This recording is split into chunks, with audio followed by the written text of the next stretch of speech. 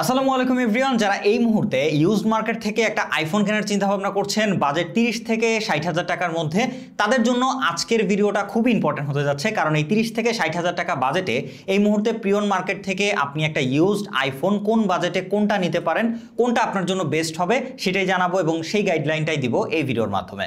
So ভিডিওটা প্রত্যেকটা মানুষের জন্য খুব ইম্পর্টেন্ট হতে যাচ্ছে।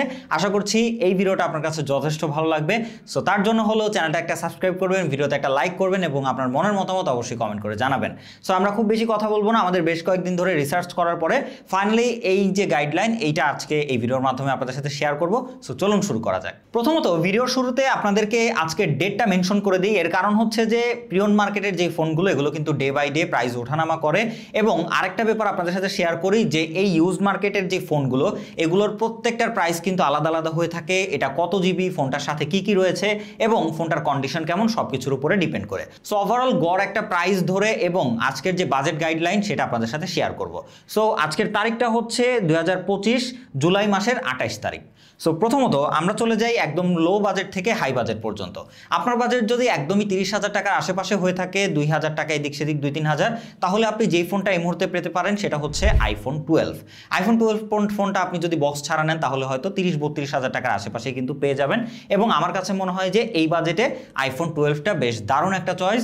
এইটাতে আপনি মোটামুটি আইফোনের সিগনেচার যে ডিজাইন মানে বক্সি ডিজাইন পাচ্ছেন, মানে আইফোন 11 পর্যন্ত কার্ভ বা বাঁকানো ডিজাইন ছিল, কিন্তু আইফোন 12 এসে কিন্তু আপনি একদম লেটেস্ট ডিজাইনটাই পাচ্ছেন, বক্সি ডিজাইন।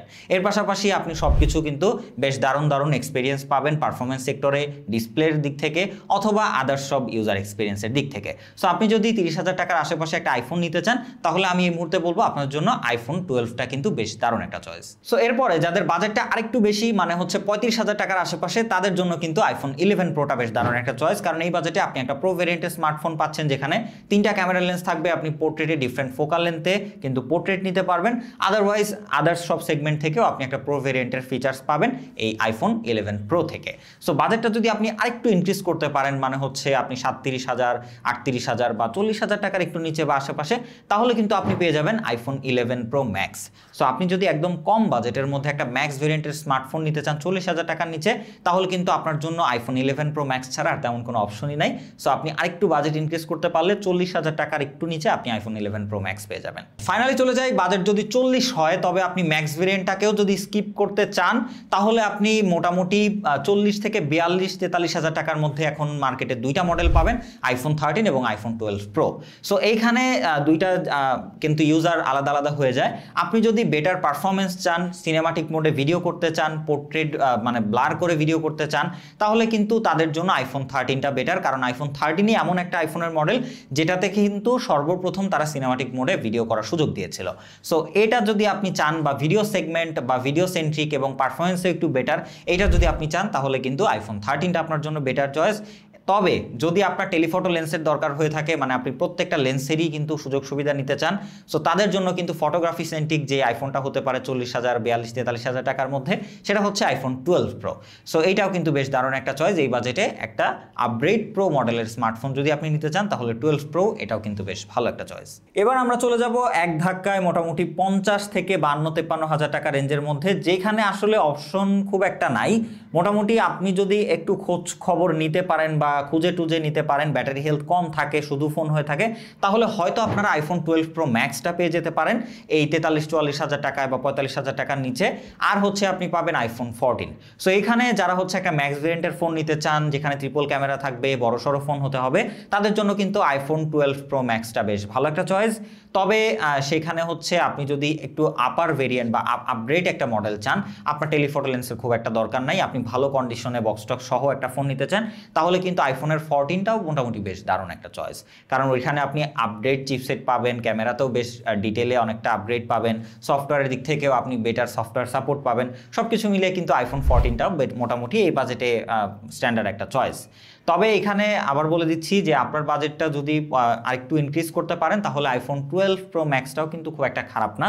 তবে হচ্ছে আপনার বাজেট যদি আরও বাড়িয়ে আপনি 60,000 টাকা পর্যন্ত নিতে পারেন তাহলে সেখানে আপনি বেশ কয়েকটা অপশন পাবেন। সেখানে হচ্ছে আইফোন 13 প্রো পাবেন, 13 প্রো ম্যাক্স পাবেন এবং আইফোন 14 প্লাস পাবেন, যেটা কিন্তু আমাদের হাতে এই মুহূর্তে রয়েছে। সো এইখানে বেশ অনেকেই কনফিউজড হয়ে যান যে আসলে কোন মডেলটা নেওয়া উচিত, 12 প্রো ম্যাক্স, আইফোন 13 প্রো বা 13 প্রো ম্যাক্সও পাওয়া যায় 60,000 টাকার মধ্যে, আবার কিন্তু এই আইফোন 14 প্লাসটাও পাওয়া যায়। সো তাদের ক্ষেত্রে আমার কাছে মনে হয় যে ওভারঅল সেফ জোনে থেকে সব দিক বিবেচনায় আইফোন 14 প্লাসটা বেশ দারুণ একটা চয়েস। এর কারণ কেন আমি সেটা আপনাদেরকে বলে দিই।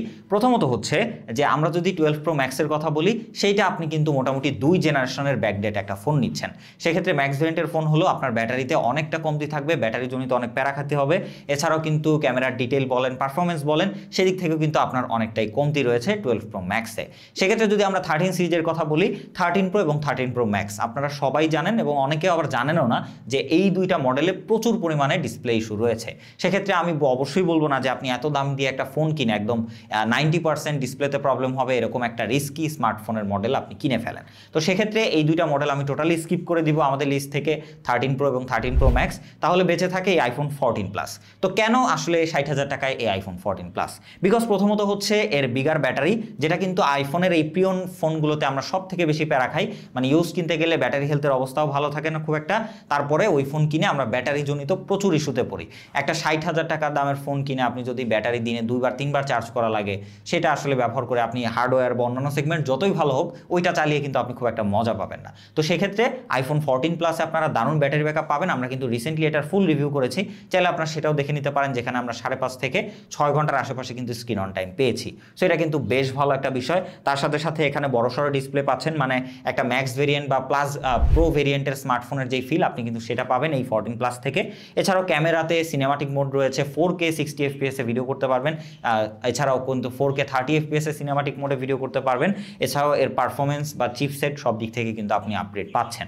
ওভারঅল সব কিছু মিলিয়ে সেফ জোনে থেকে আপনি যদি একটা বড়সড় ডিসপ্লেওয়ালা বা বড়সড় ম্যাক্স ভেরিয়েন্ট বা প্রো ভেরিয়েন্টের ফিল নিতে চান তাহলে কিন্তু এই 14 প্লাসটাও আপনার জন্য বেশ দারুণ এবং পারফেক্ট একটা চয়েস আমার কাছে মনে হয়। বাকি ডিসিশন আসলে টোটালি আপনাদের উপরে। আর যে প্রাইসগুলো আমি শেয়ার করলাম ওটা এই মুহূর্তের, এটা হয়তো সামনে কমতে অথবা বাড়তে পারে এবং প্রত্যেকটার প্রাইসই কিন্তু ডিপেন্ড করে ওই ফোনের কন্ডিশনের উপরে, এর ব্যাটারি হেলথ কত, কন্ডিশন কেমন, কত জিবি, ফোনের সাথে কী কী রয়েছে এগুলোর উপরে। সো অবশ্যই আপনারা এগুলো দেখে তারপরে মডেল সিলেক্ট করবেন। অ্যান্ড আমাদের আজকের ভিডিওটা যদি আপনার কাছে ইনফরমেটিভ মনে হয়ে থাকে অবশ্যই একটা like, comment, share and subscribe করে পাশে থাকবেন। দেখা হচ্ছে নেক্সট কোনো ভিডিওতে। সে পর্যন্ত ভালো থাকবেন, সুস্থ থাকবেন। খোদা হাফেজ।